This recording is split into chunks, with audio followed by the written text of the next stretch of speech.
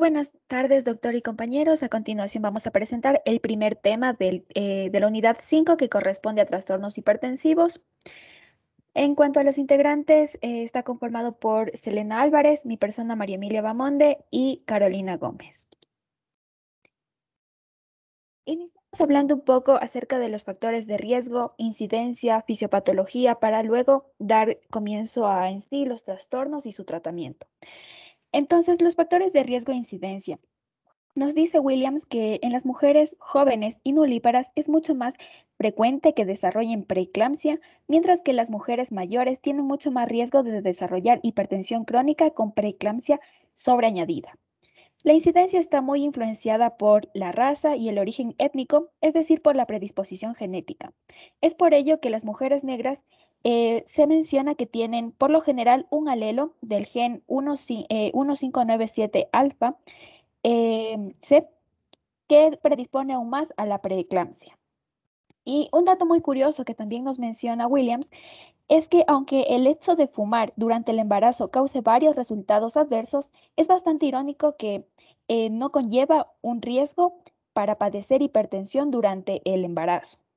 Otros factores de riesgo son los embarazos con un feto masculino, también algunas personas que tienen seropositividad del virus de la inmunodeficiencia humana y el sueño con trastornos de la respiración como la apnea nocturna. Además, en esta tabla que también nos presenta el libro, podemos ver múltiples factores de riesgo que se relacionan con el desarrollo de trastornos hipertensivos, como podemos ver la edad mayor de 35 años, muerte fetal, multifetal también, desprendimiento prematuro de placenta, diabetes, preeclampsia, entre otros. En la etiopatogenia, aquí existen varias teorías sobre el origen en sí de los trastornos hipertensivos, pero se dice que es mucho más probable que se desarrollen en pacientes que presentan estas características que voy a mencionar a continuación. Primero, en aquellas pacientes que se expongan a vellosidades coriónicas por primera vez.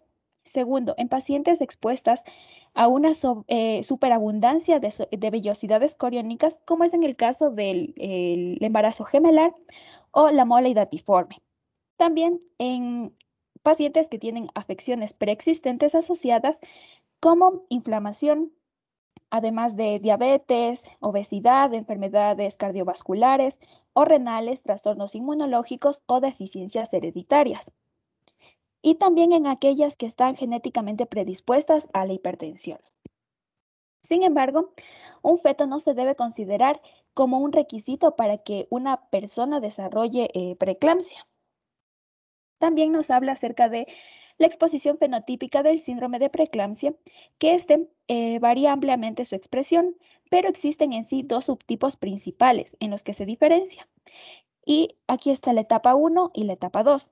La etapa 1 en sí, aquí es donde existe una remodelación defectuosa de las arteriolas espirales y por consiguiente tendremos a la etapa 2. En la etiología, aquí además existe un gran número de teorías también acerca de los mecanismos para explicar las causas de la preeclampsia. Las 4 que se van a mencionar a continuación son las más importantes y las que más relevancia han tenido en el aspecto médico. La primera va a ser el implante placentario con invasión trofoblástica normal de los vasos uterinos. Más adelante vamos a hablar un poco más de qué consta cada una de estas para entenderlo mejor. 2, que la tolerancia inmunológica de la madre sea totalmente inadaptada.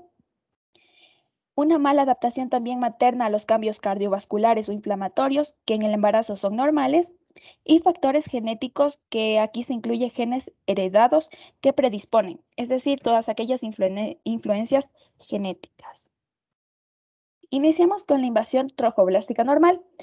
Para ello nos va a ayudar mucho la imagen que se encuentra al lado derecho. Aquí nos dice que en una implantación normal se caracteriza por una remodelación extensa de las arteriolas espirales dentro de la decidua basal, pero esto también va a invadir las venas, pero se invaden de manera superficial.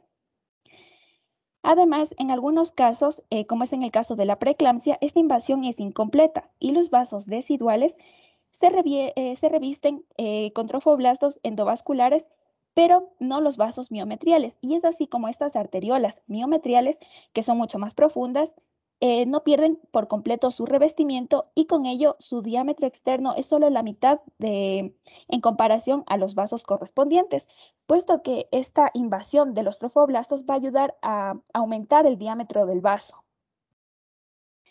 Y además es posible que en el embarazo el lumen anormal que está estrecho en las arteriolas espirales perjudique también al flujo sanguíneo placentario y esta perfusión disminuida, junto también con el ambiente hipóxico, conduzca a una liberación de partículas placentarias que no van a ser favorecedoras. Continuamos con los factores inmunológicos. Bueno, aquí como vimos en una clase pasada, la inmunología es muy importante en sí, tanto para conocer algunos tipos de trastornos y en este caso el trastorno hipertensivo, puesto que la pérdida de la tolerancia inmunológica es una de las teorías más importantes. El riesgo de preeclampsia se incrementa en circunstancias en las que la formación de anticuerpos bloqueadores para los sitios antigénicos placentarios está bloqueado. Es decir, por ejemplo, en el primer embarazo, este conlleva un mayor riesgo para desarrollar trastornos hipertensivos, puesto que, por así decirlo, la mujer no se halla inmunizada ante los antígenos paternos. Sin embargo, las mujeres expuestas previamente a estos antígenos, como en un embarazo anterior con la misma pareja, están inmunizadas y por ello tienen un riesgo mucho más bajo de desarrollar algún tipo de trastorno hipertensivo. Sin embargo, en las mujeres multíparas que tienen un embarazo de una nueva pareja tendrán un mayor riesgo de desarrollarla. En cuanto a activación de las células endoteliales, aquí también es posible que los cambios inflamatorios, que son la continuación de la etapa 1 que ya había mencionado, también tengan un papel importante para desarrollar trastornos hipertensivos. Y esto se basa que en respuesta a la isquemia u otras causas, se liberan factores placentarios y se inicia una cascada de múltiples eventos que conllevan a que los factores antiangiogénicos y metabólicos provoquen lesiones principalmente sistémicas de las células endoteliales. Y es aquí donde se utiliza el término de activación o disfunción de las células endoteliales. Entonces, en esta disfunción puede causar un estado de múltiple o extensa activación de los leucocitos en la circulación materna. Y además, en conjunto con las células, las citocinas, perdón, como el factor de necrosis tumoral alfa y las interleucinas, contribuyen a un mayor estrés oxidativo que se asocia con la preeclampsia. Aquí además se caracteriza por presentar especies reactivas de oxígeno y radicales libres que contribuyen a la formación de peróxidos lipídicos que también son perjudiciales. En cuanto a la patogénesis, en el iniciamos hablando del vasoespasmo. Entonces aquí existe una activación endotelial que causa un vasoespasmo y esto eleva la resistencia vascular producida por la hipertensión. Además, promueve a la fuga. Esto es algo muy importante que se va a repetir tanto aquí en la patogénesis y también debemos tener en cuenta para la fisiopatología, puesto que promueve a la fuga intersticial de todos aquellos contribuyentes de la sangre, incluyendo a las plaquetas, al fibrinógeno y a las proteínas. Luego tenemos a la lesión de las células endoteliales, que como ya habíamos dicho, aquí estas en un endotelio intacto, estas van a producir múltiples sustancias anticoagulantes y principalmente el óxido nítrico. Sin embargo, cuando existe una lesión de las células endoteliales, la cantidad de óxido nítrico va a disminuir y también va a fomentar a procesos de coagulación y cambios en la morfología del vaso sanguíneo. En cuanto a la respuesta, el aumento de la respuesta a hipertensores, aquí vamos a tener que hablar principalmente de tres componentes que van a ser las prostaglandinas, el óxido nítrico y la endotelina.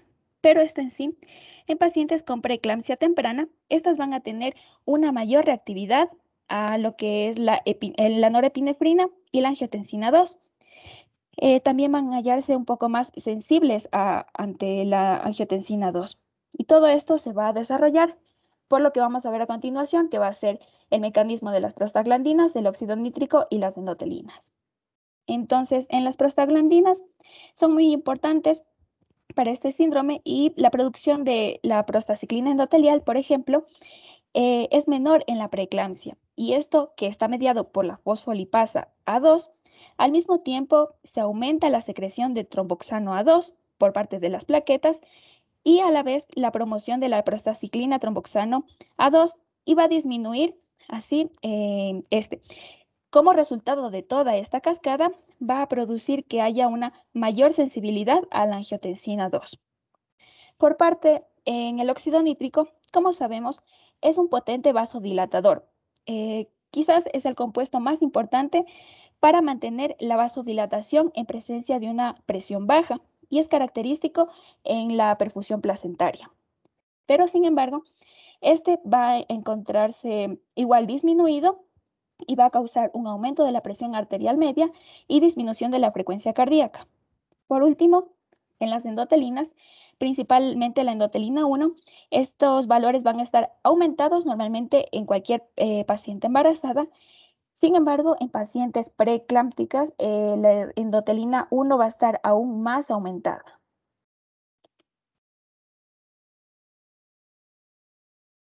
En estas imágenes igual vamos a ver lo que había explicado del óxido nítrico, el tromboxano A2, que van a ser componentes muy importantes en estas respuestas ante los hipertensores.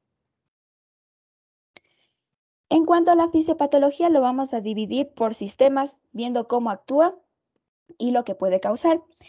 Entonces, son múltiples las manifestaciones clínicas de la preeclampsia, pero vamos a iniciar con el sistema cardiovascular. Entonces, en el sistema cardiovascular, los trastornos van a ser varios y vamos a iniciar con 3 puntos importantes. El primero que va a observarse va a ser una mayor poscarga cardíaca causada por la hipertensión.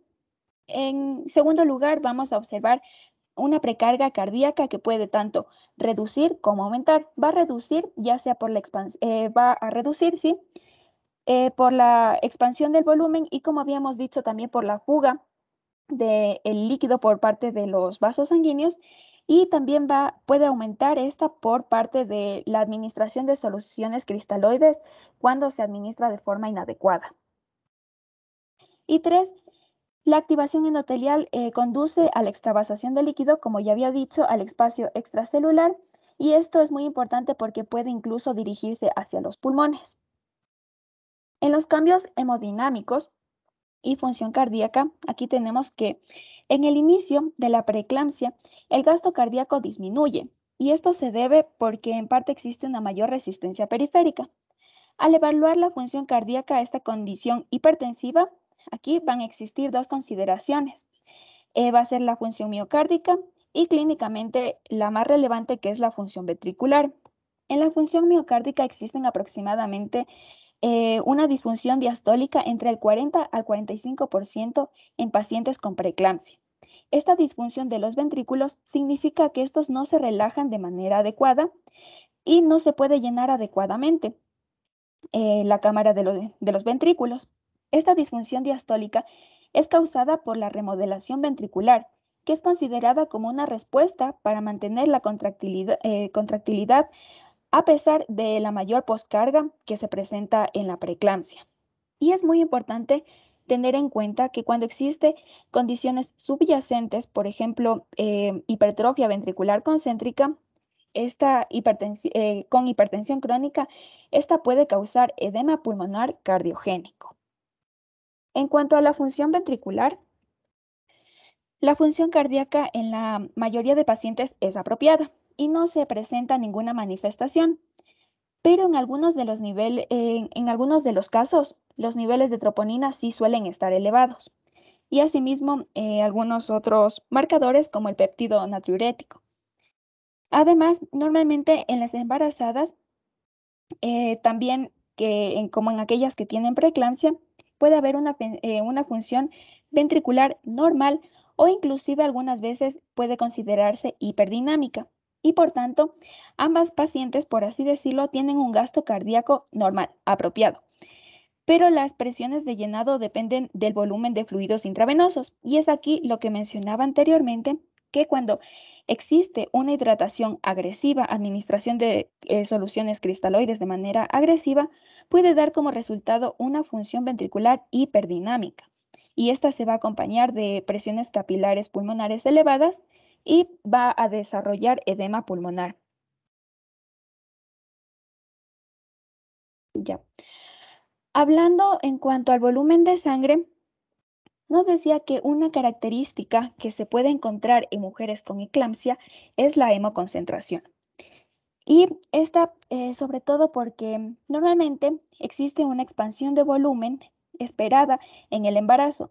En embarazos normales, al inicio tiene un valor medio de 3.000 mililitros de líquido y durante las posteriores semanas se va a promediar y asciende hacia 4.500 mililitros.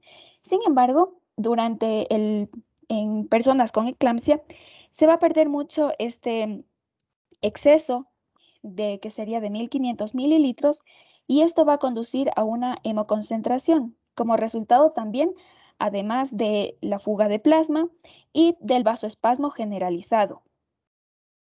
Por otro lado, en otra de las alteraciones que vamos a ver en personas con trastornos hipertensivos va a ser la trombocitopenia materna. La trombocitopenia, bueno, va a estar dada principalmente de acuerdo a la frecuencia y a la intensidad. Van a ser variables y aquí existe un recuento de plaquetas menor a 100.000 por microlitro, lo que indica que es una enfermedad grave. Cuanto menor sea el recuento, mucho mayor obviamente serán las tasas de morbilidad y mortalidad tanto materna como fetal. Y nos dice que también estas cifras pueden recuperarse y llegar a valores normales de 3 a 5 días tras el parto. Y también debemos tener en cuenta que la trombocitopenia materna en una mujer hipertensa no es indicación para un parto por cesárea. Además, el mecanismo principalmente por el que se da la trombocitopenia es el agotamiento plaquetario por la lesión endotelial, donde van a existir, a través de los procesos inmunológicos, va a existir deposición de plaquetas en las lesiones endoteliales. Continuamos con la hemólisis. La preeclampsia puede ir acompañada de hemólisis y esta se va a manifestar con niveles elevados de lactato deshidrogenasa y niveles reducidos de aptoglobina. Además, pueden evidenciarse esquistocitos, como vemos en la imagen, o esferocitos, como también nos indica esta imagen en las flechas. Además, estos trastornos se dan a causa de una interrupción endotelial con la adherencia de las plaquetas que venimos repitiendo y la deposición de fibrina, es decir, todo ello va a desembocar en la hemólisis microangiopática. En los cambios de la coagulación, aquí tenemos que existen cambios sutiles, como por ejemplo un consumo elevado del factor 8, niveles aumentados de fibrina, péptidos A, B y D dímeros y también niveles reducidos de proteínas reguladoras como la antitrombina 3 y la proteína C y S. Sin embargo, también algo de mencionar es que nos dice que aunque en las evaluaciones de laboratorio con el tiempo de protrombina y el tiempo de tromboplastina parcial activada, no son necesarias para tratar los trastornos hipertensivos. Continuamos con las alteraciones endocrinas, que aquí principalmente va a aumentar sustancialmente los niveles de renina, angiotensina 2, angiotensina 1, 7, aldosterona y péptido natriurético auricular, que este se libera durante el estiramiento de la pared auricular como causa de la expansión del volumen sanguíneo. Y también existen alteraciones de líquidos y electrolitos como la base de la fisiología, de la fisiopatología, habíamos dicho, es la lesión endotelial y la fuga de líquido, este va a aumentar el riesgo para desarrollar edema.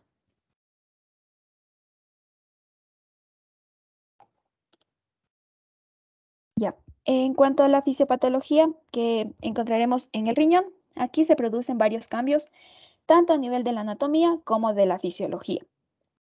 y en su mayoría van a ser cambios reversibles, son causados por la perfusión renal y también la filtración glomerular, que estas van a encontrarse reducidas, sobre todo por una mayor resistencia de la arteria aferente renal. Y los cambios morfológicos se caracterizan por los endotelios glomerulares que bloquean la barrera y esto impide la filtración adecuada. Todo ello aumenta, por ejemplo, la creatinina sérica y esta nos dice que puede regularse en aproximadamente 10 días o más después del parto. Además, algunos de los parámetros también que se van a encontrar alterados en una paciente con trastornos hipertensivos en el riñón van a ser la concentración de sodio en la orina, que es más elevada, al igual que la osmolalidad, y la fracción orina-plasma de creatinina también es elevada. Sin embargo, la excreción fraccional de sodio, esta va a ser baja. Y todo ello nos dice que existe un mecanismo prerrenal que está involucrado en este proceso. El primer, em, perdón, el primer parámetro que vamos a evaluar va a ser la proteinuria.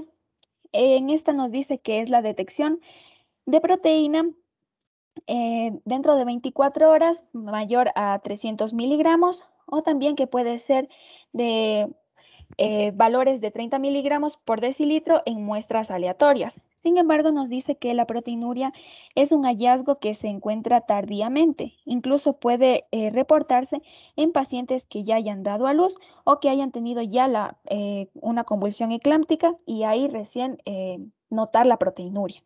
Es decir, no es un cambio temprano. En los cambios anatómicos, aquí tenemos que se identifica principalmente endoteliosis capilar glomerular, ya que todos los lazos capilares se hallan dilatados y contraídos de manera variable, y en su mayoría las células endoteliales están inflamadas. La lesión renal aguda, aquí vamos a ver que existen varios grados de lesión, sin embargo, en la mayoría son leves, y nombrando la más común y la que más frecuentemente causa lesión renal aguda va a ser la necrosis tubular aguda causada por la hemorragia con hipovolemia o hipotensión, es decir, el sangrado, y también se va a dar por un reemplazo inadecuado de sangre. En los cambios anatómicos también van a existir depósitos subendoteliales y la disfunción y excreción de podocitos. En cuanto a la afección hepática, aquí pueden visualizarse tres manifestaciones clínicas. Primero, el dolor, que es considerado como un signo de enfermedad grave, y este puede manifestarse como dolor de moderado a intenso en el cuadrante superior derecho o algún tipo de sensibilidad epigástrica. Los pacientes pueden tener transaminasas elevadas de acuerdo a qué tan extensa sea la región involucrada.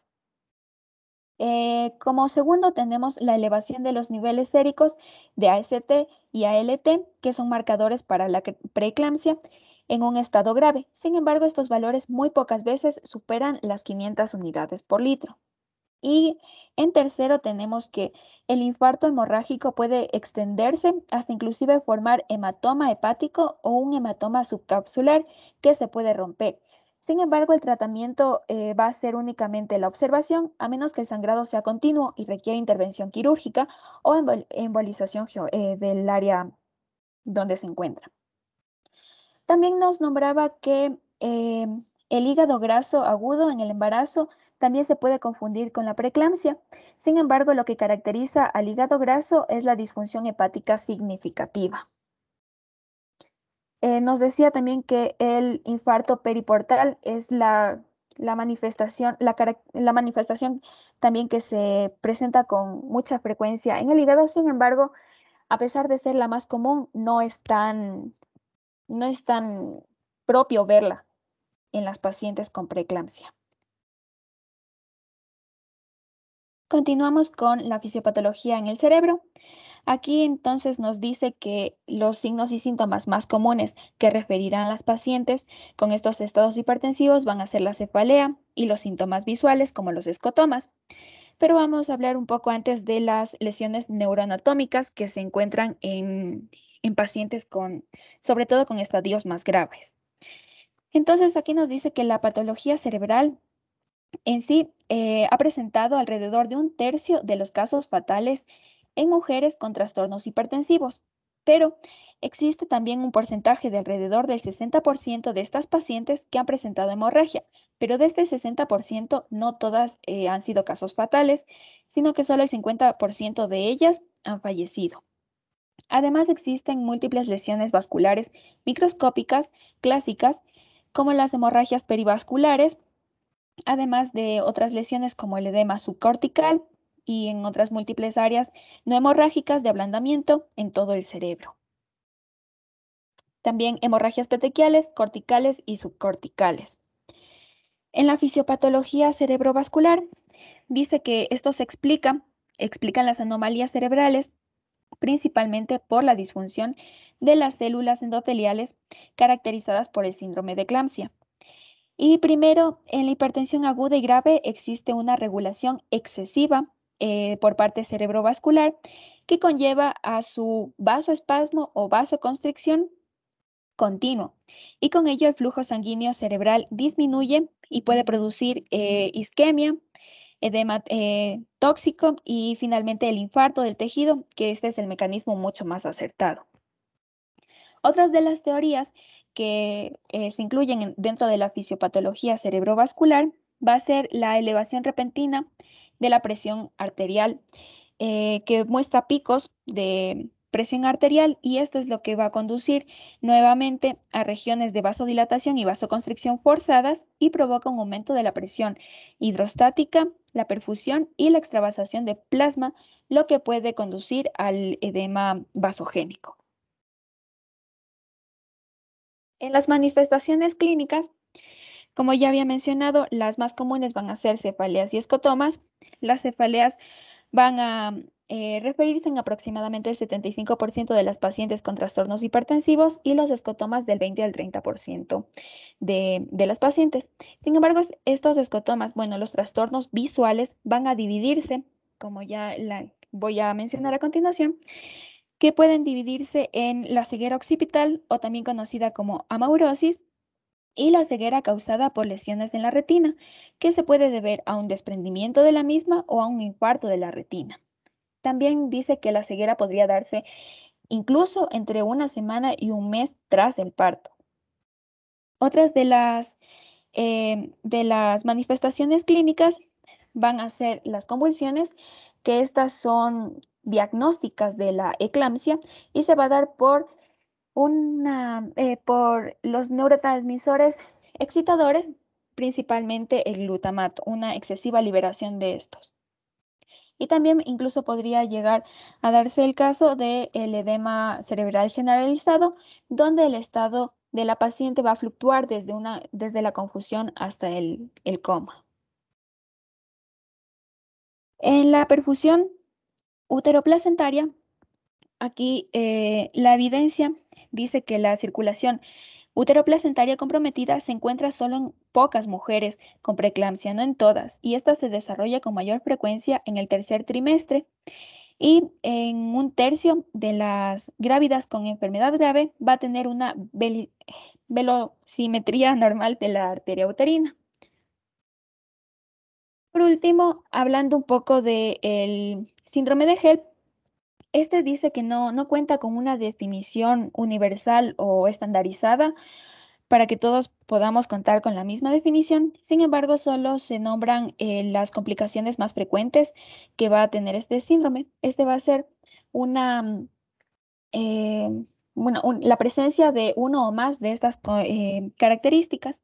Entre ellas encontramos la eclampsia en el 6% de los casos, desprendimiento de placenta 10%, lesión renal aguda 5% de los casos, en el edema pulmonar el 10% de los casos, y tenemos otras complicaciones, por ejemplo, el accidente cerebrovascular, el hematoma hepático, el síndrome de distrés respiratorio agudo y inclusive la sepsis.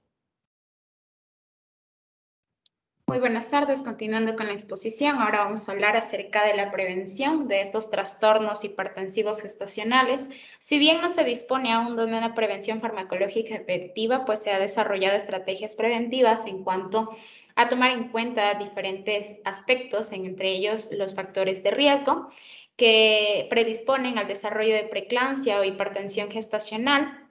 Estos pues ayudan a desarrollar un plan de atención prenatal, especialmente para aquellas mujeres que planifican el control de su embarazo y así también tener un embarazo de bajo riesgo y un parto seguro. Entre los factores de riesgo, nosotros tenemos clasificados en riesgo alto y riesgo moderado. Los de riesgo alto, pues entre ellos tenemos el trastorno hipertensivo previamente, en un embarazo previo, también la presencia de enfermedad renal crónica, diabetes mellitus tipo 1, tipo 2, enfermedades autoinmunes como pueden ser el lupus eritematoso sistémico, síndrome antifosfolipídico, trombofilias o hipertensión crónica. Y asimismo tenemos factores de riesgo moderado que pueden ser en caso de primíparas con un índice de masa corporal de 25, mayor a 25. Asimismo, la edad gestacional, perdón, la edad materna tiene mucho que ver también, que puede ser igual o mayor a 40 años o a muy tempranas edades en la adolescencia. También pueden haber ciertas condiciones, por ejemplo, en embarazos múltiples va a dar las placentas grandes que pueden llevar a una hiperplacentación. Asimismo, tener un tiempo mayor entre los intervalos intergenésicos que pueden ser mayores a 10 años inclusive. Antecedentes familiares de preeclampsia, infecciones de vías urinarias o también enfermedad periodontal. En estas embarazadas de riesgo alto, pues que pueden desarrollar preeclampsia o hipertensión gestacional, pues es importante saber que si presenta uno o más de los factores de alto riesgo o también puede presentar dos o más factores de riesgo moderado para desarrollar este trastorno. En cuanto a la prevención primaria, también tenemos ciertos métodos que han sido evaluados en ensayos aleatorios, entre estos la modificación dietética y los estilos de vida.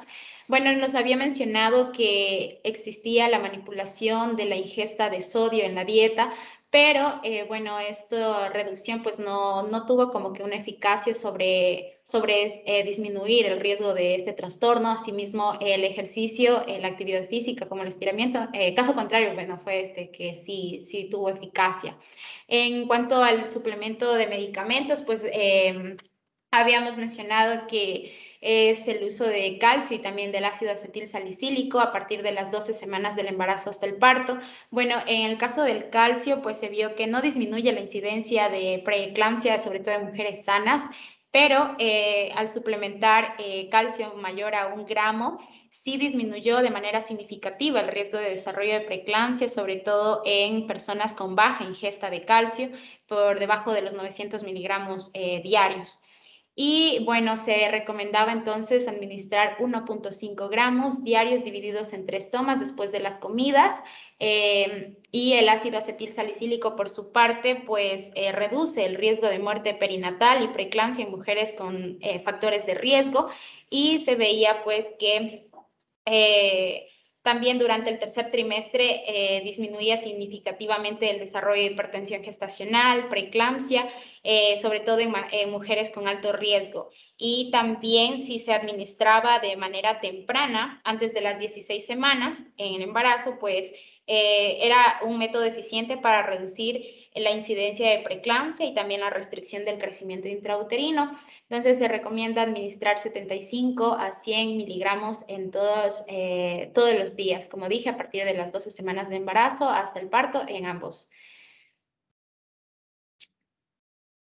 Bueno, en cuanto al diagnóstico de trastornos hipertensivos del embarazo, es importante saber que durante las visitas preconcepcionales y prenatales, pues se debe controlar la presión arterial en todas las consultas, ya que la mayoría de las mujeres no suelen presentar síntomas iniciales y estas cifras de tensión arterial pues resultan fundamentales para el diagnóstico y el manejo de trastornos hipertensivos gestacionales. Entonces, tenemos entre la hipertensión del embarazo, pues definida como una tensión arterial sistólica mayor o igual a 140 milímetros de mercurio con una tensión arterial mayor o igual a 90 milímetros de mercurio.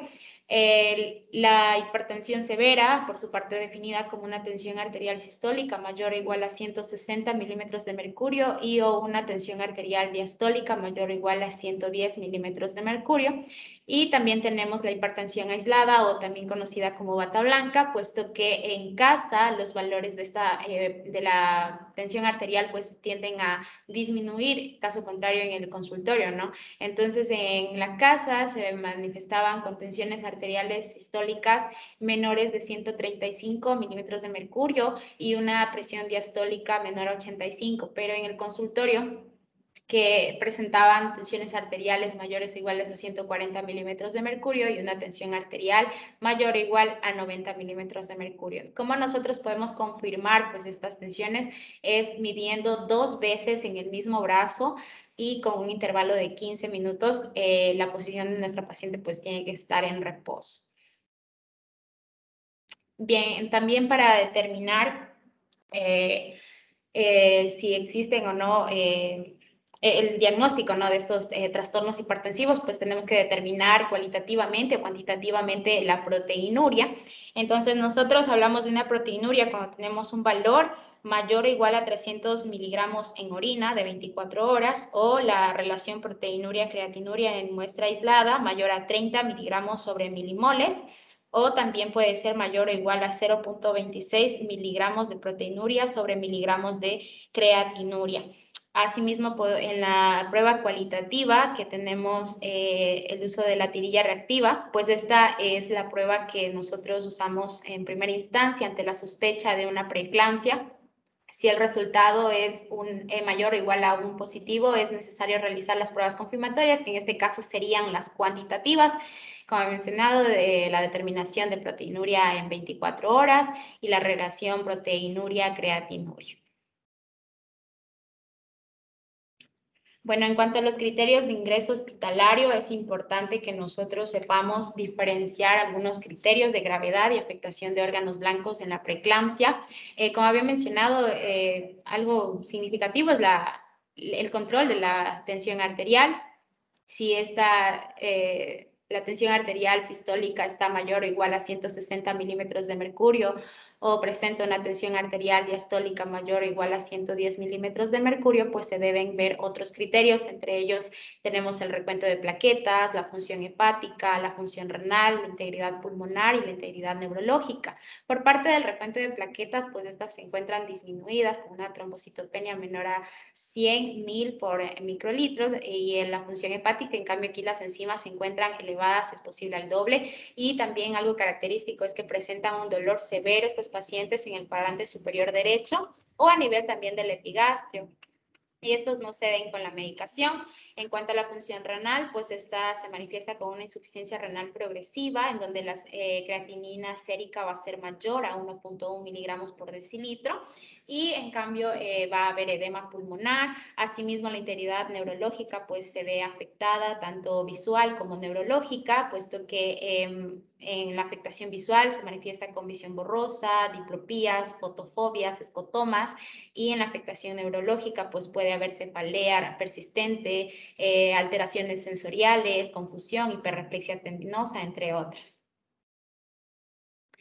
Bueno, entonces, en cuanto a esto, nosotros entonces ya tenemos los criterios para ingresar a la paciente, y en el medio hospitalario es importante tener en cuenta ciertas cosas. Entre estas, pues que debemos hacer un examen detallado que combine con un escritum, o sea, se debe ver diariamente hallazgos clínicos como cefaleas, trastornos visuales, dolores epigástricos o el aumento de peso.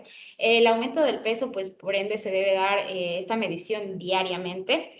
Asimismo, la cuantificación de proteinuria o proteína en la orina, la relación de creatinuria al ingreso o al menos cada 2 días a partir del ingreso. También se debe hacer las lecturas de la presión arterial cada 4 horas, pero nos mencionaba Williams que debe efectuarse a las 12 de la noche y a las 6 de la mañana, a menos que las lecturas anteriores sean elevadas.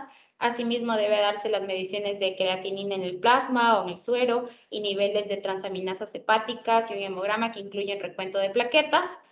Y bueno, la frecuencia de estas pruebas se va a determinar por la intensidad de la hipertensión. Inclusive algunos van a recomendar la medición de niveles séricos de ácido úrico, lactato deshidrogenasa y estudios de coagulación. Y adicional también debemos realizar la evaluación del tamaño, el bienestar del feto y el volumen del líquido amniótico, que puede ser por exploración física o por ecografía. Ya. Entonces también contamos con un tratamiento conservador, sobre todo en un embarazo de edad gestacional menor o igual a 34 semanas. En este caso, pues tenemos el sulfato de magnesio, que nos ayuda sobre todo para el control o prevención de las convulsiones en mujeres con preeclampsia con signos de gravedad y también en eclampsia. También se debe suministrar corticoides, puesto que estos nos ayudan a la maduración pulmonar. En Ecuador contamos con la betametasona y la desametasona. Por su parte, la betametasona vamos a administrar 12 miligramos por vía intramuscular cada 24 horas, con un total de 2 dosis en 2 días, y la desametasona 6 miligramos intramuscular cada 12 horas, con un total de 4 dosis en 2 días, y se debe mantener también las pruebas de laboratorio anteriormente mencionadas. Bien, entonces ya como tratamiento farmacológico en los trastornos hipertensivos del embarazo, nosotros debemos primero tener una terapia antihipertensiva. Entonces, como había mencionado, la presión arterial debe estar por encima o igual a 160 milímetros de mercurio en la sistólica, y la diastólica mayor o igual a 110 milímetros de mercurio. Y el objetivo de este tratamiento pues es mantener la sístole en 130 milímetros de mercurio a 155 milímetros de mercurio, y la diastólica entre 80 y 105 milímetros de mercurio. Nosotros como primera línea aquí en Ecuador contamos con el nifedipino, y como segunda línea la alfa-metildopa. El nifedipino, bueno, como sabemos, este bloquea los canales de calcio, y nos mencionaba que no debe administrarse por vía sublingual porque se puede producir una hipotensión brusca. Y este, bueno, es seguro durante la lactancia. Su dosis diaria va a ser de 10 a 40 miligramos, 1 a 4 dosis. Y por su parte, la segunda línea tenemos el alfa-metildopa, que es un agonista del receptor alfa-adrenérgico central, y de esta manera va a disminuir la resistencia periférica. Se ha documentado que es seguro para el feto y también para el recién nacido, tanto a corto y largo plazo. Su dosis diaria va a ser de 250 a 500 miligramos por vía oral, de 2 a 4 veces al día, con un máximo de 2 gramos al día. Y bueno, también nos sugería el uso de la betalol, pero nos menciona la guía del Ministerio de Salud que no está disponible en el cuadro nacional de medicamentos. Así que bueno, pero igual mencionarlo, que es un bloqueador selectivo del receptor alfa-1 adrenérgico y no selectivo beta-adrenérgico, con actividad simpática intrínseca, y esta pues se debe administrar bajo precaución durante la lactancia. Su administración pues desde 100 a 400 miligramos por vía oral cada 8 horas, o cada 12 horas, llegando a una dosis máxima de 1200 miligramos cada día. En cuanto al tratamiento de la emergencia hipertensiva, como sabemos, el objetivo es prevenir las potenciales complicaciones, tanto cerebrovasculares y cardiovasculares. Entre estas pueden ser la encefalopatía, la hemorragia cerebral, insuficiencia cardíaca congestiva y la muerte fetal como materna. Entonces, definimos a la emergencia hipertensiva como una tensión arterial sistólica mayor o igual a 160 milímetros de mercurio, y a una tensión arterial diastólica mayor o igual a 110 milímetros de mercurio. Entonces, nosotros contamos como primera línea al nifedipino, que es de acción corta. Este va a controlar la hipertensión más rápidamente y está asociada a un aumento significativo en la diuresis, y por su parte también tiene menos efectos adversos. Va a ser administrada de 10 miligramos por vía oral cada 20 o 30 minutos según la respuesta a este medicamento, y con una dosis máxima de 60 miligramos, luego a 10 a 20 miligramos cada 6 horas por vía oral. Y la hidralazina, por su parte, pues se ha demostrado ser más eficaz para disminuir la persistencia de hipertensión severa comparada con la betalol, pero su acción pues no supera la nifedipina. Entonces se va a administrar a 5 miligramos por vía intravenosa. Si la tensión arterial diastólica no disminuye, pues debemos continuar con una dosis de 5 a 10 miligramos cada 20 o 30 minutos en bolos, o 0.5 a 10 miligramos hora, por vía intravenosa, y la dosis máxima puede ser de 20 miligramos por vía intravenosa o 30 miligramos intramuscular. Bueno, en cuanto al tratamiento en eclampsia y preeclampsia, entonces el manejo de eclampsia primero es controlar las convulsiones, que lo hacíamos con el sulfato de magnesio. Luego vamos a disminuir la presión arterial con los medicamentos que acabé de mencionar. Evitamos la diuresis, líquidos, agentes hiperosmóticos y finalmente el tratamiento definitivo es el nacimiento del feto. Entonces, el uso del sulfato de magnesio en la preeclampsia, vamos a ver que tiene una dosis de impregnación de 4 gramos en 20 minutos que deben disolverse en 80 mililitros de solución isotónica y pasarse ya sea pues por bomba de difusión, 300 mililitros por hora, o si es en venoclisis, pues de 100 gotas por minuto.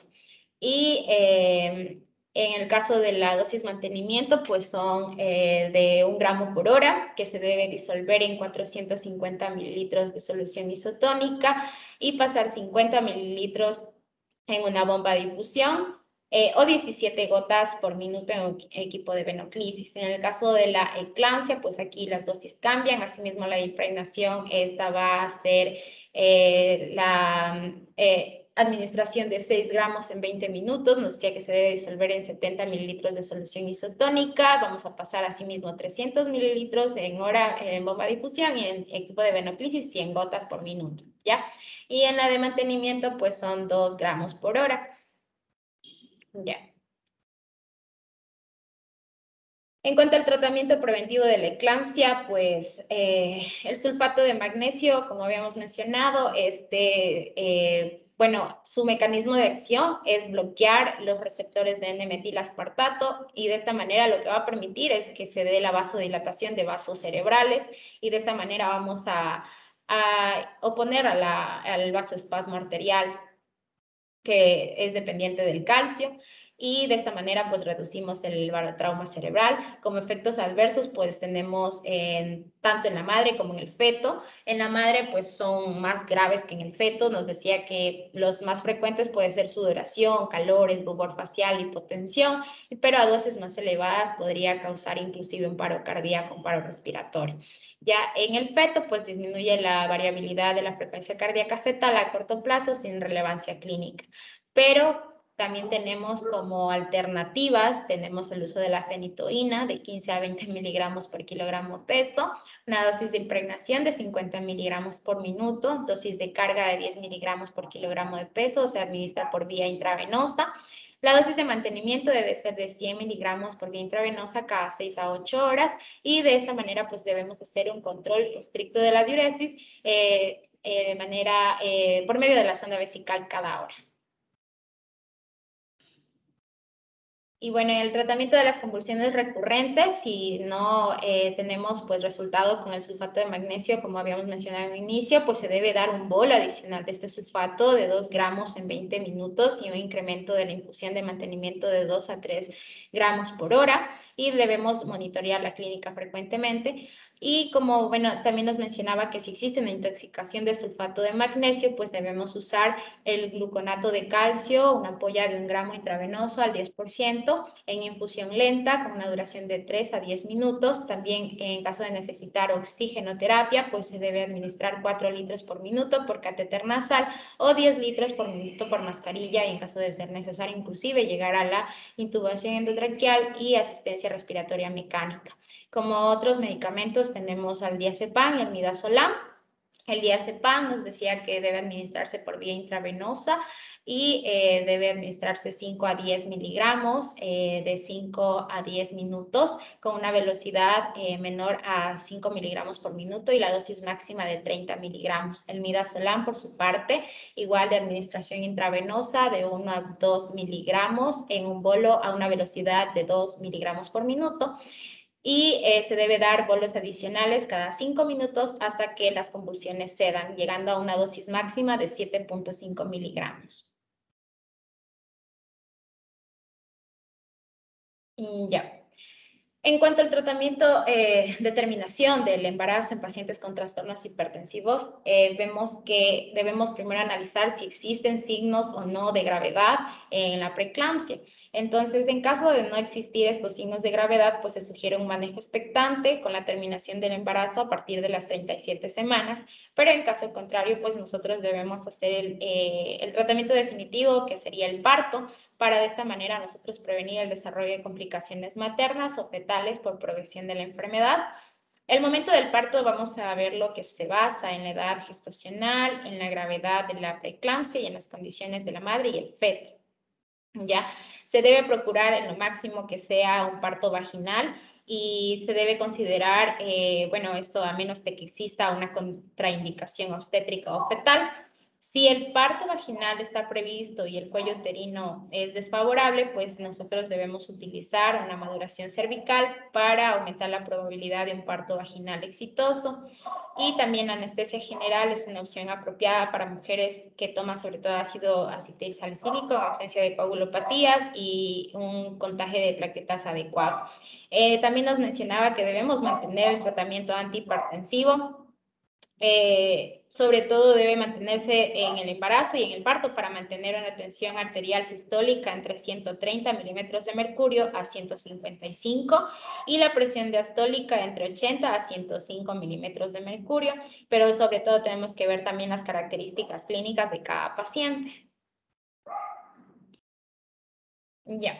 Entre las complicaciones de estos trastornos hipertensivos, bueno, mi compañera ya lo mencionó anteriormente, es el síndrome de HELLP. Bueno, para hablarles de manera más rápida, bueno, esta es una complicación de estos trastornos hipertensivos del embarazo. Habíamos visto que, claro, se va a caracterizar por un daño endotelial microvascular, seguido de una activación y agregación y consumo de plaquetas que conlleva una isquemia distal y necrosis hepatocelular. Y bueno, aquí entre los signos y síntomas están relacionados el vasoespasmo producido en el hígado, lo cual ocasiona en la mayoría de pacientes signos y síntomas de compromiso hepático, como pueden ser ictericias, náuseas que pueden o no estar acompañadas de vómito, dolor epigástrico. También pueden presentar otros síntomas, por ejemplo, dolor en el hombro derecho, malestar general, cefalea, alteraciones visuales, sangrado mucocutáneo. Y nosotros podemos evidenciar también dolor en el cuadrante superior derecho y edema periférico. Entonces, el diagnóstico nosotros lo vamos a hacer en base a estas manifestaciones clínicas y también en base a la triada de laboratorio, que era, por ejemplo, la hemólisis, elevación de enzimas hepáticas y trombocitopenia. Siguiente, por favor. Ya. Entonces, para lo cual nosotros tenemos dos clasificaciones, ¿ya? La clasificación de Mississippi y la de Tennessee. Bueno, en este caso vemos que la clasificación de Mississippi la divide al síndrome de HELLP en tres grupos de acuerdo al conteo de plaquetas, mientras que la Tennessee define al HELLP como completo o verdadero. Si están presentes todos los criterios de laboratorio, mientras que lo define como incompleto si en una paciente con preeclampsia severa solo se manifiesta uno de los criterios de laboratorio, como había mencionado. Ya, para el tratamiento de este, pues se recomienda el uso de sulfato de magnesio para prevención de convulsiones en el síndrome de HELLP. Asimismo, también en caso de un conteo de plaquetas mayor o igual a 50.000 microlitros con síndrome de HELLP, la transfusión de plaquetas y paquetes globulares podría considerarse, sobre todo previos al parto por vía vaginal o en cesárea. No se recomienda el uso rutinario de corticoides, ni tampoco se recomienda el intercambio de plasma o plasmaféresis, en especial durante los primeros 4 días posparto. Y bueno, dentro de las recomendaciones de cuidados posparto para la paciente con trastornos hipertensivos, tenemos que primero evaluar la preeclampsia de nuevo o empeoramiento de la preeclampsia posparto. Se debe dar una tromboprofilaxis posparto. Se debe continuar con la terapia antihipertensiva que ya les había hablado, que pueden utilizar en este caso nifedipino, alfa-metildopa o enalapril. Si las mujeres no tienen comorbilidades, pues se debe mantener presiones menores a 140 sobre 90 milímetros de mercurio. Si presentan comorbilidades, pero que no sea diabetes gestacional, igual la misma presión. Y si tienen, en este caso, diabetes gestacional, pues la terapia hipertensiva, su objetivo será mantener la tensión arterial sistólica entre 110 y 129 milímetros de mercurio y la diastólica entre 65 y 79 milímetros de mercurio. Y también deben existir datos que nos confirmen de que existió o no alguna disfunción de órganos blancos. Y bueno, consecuencias a largo plazo, aunque mi compañera creo que les habló un poco más de esto, pues decir que en embarazos futuros la remodelación defectuosa de las arterias espirales en algunas placentas va a postularse como la causa de al menos un fenotipo de preeclampsia. En específico, vemos que la falta de placentación profunda está relacionada con la preeclampsia, el desprendimiento de la placenta, la restricción del crecimiento fetal y el parto prematuro. Las mujeres con preeclampsia prematura vemos que tienen un mayor riesgo de nacimientos prematuros y también con restricción del crecimiento. Asimismo, se observó que mujeres que han tenido hipertensión gestacional o preeclampsia corren el riesgo de desarrollar este mismo trastorno pues, en embarazos futuros. Mientras más temprano se diagnosticaba durante el embarazo, mayor era la probabilidad de recurrencia y el riesgo de preeclampsia en mujeres que tengan síndromes metabólicos. Y también, pues, en cuanto al síndrome de HELLP, si ya tuvo previamente, pues también puede tener recurrencias en embarazos posteriores. En cuanto a la morbilidad y mortalidad a largo plazo, pues vemos que sí ha habido evidencia de que el síndrome de preeclampsia es un marcador de consecuencia cardiovascular a largo plazo y para la morbilidad y mortalidad asociadas. Por lo tanto, las mujeres identificadas durante el embarazo con hipertensión se recomendaba que deben ser evaluadas durante los primeros meses posparto, puesto que esta hipertensión debe resolverse dentro de las 12 semanas posteriores al parto para evitar este tipo de complicaciones que pueden ser cardiovasculares, neurovasculares, metabólicas, renales y a nivel del sistema nervioso central.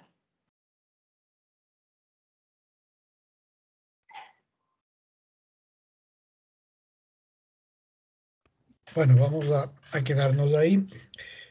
Los comentarios, las preguntas y las opiniones sobre el primer tema de embarazo de alto riesgo, que es un tema realmente crítico, marcador, diría yo, en nuestro país, porque es una de las patologías con mayor frecuencia y responsable de un buen porcentaje de partos prematuros en nuestro país.